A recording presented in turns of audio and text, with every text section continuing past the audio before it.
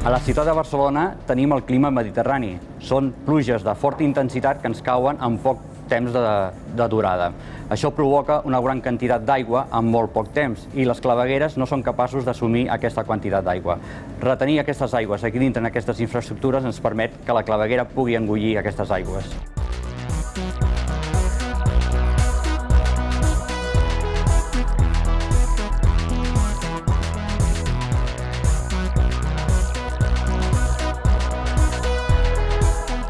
Les aigües retingudes en els dipòsits pluvials són evacuades en el moment en què la intensitat de la pluja disminueix. D'aquesta manera, el dipòsit està preparat de seguida per recollir noves aigües en cas d'una altra pluja intensa.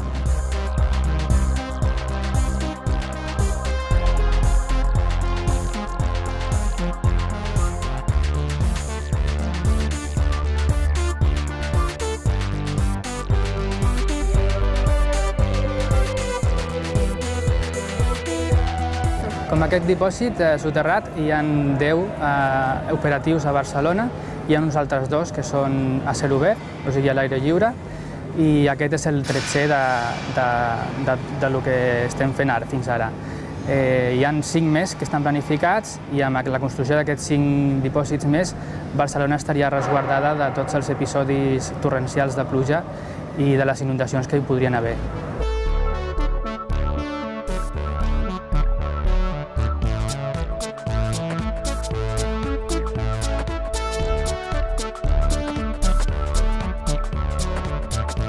Aquest dipòsit del Carmel Clota té una capacitat de 75.000 metres cúbics, que equival més o menys a unes 30 piscines olímpiques de capacitat. I és el segon més gran dels 12 que hi ha construïts ara mateix. I aquests 75.000 metres cúbics trigarien més o menys unes 8 hores en buidar-se i deixar anar les aigües cap al clavegueram.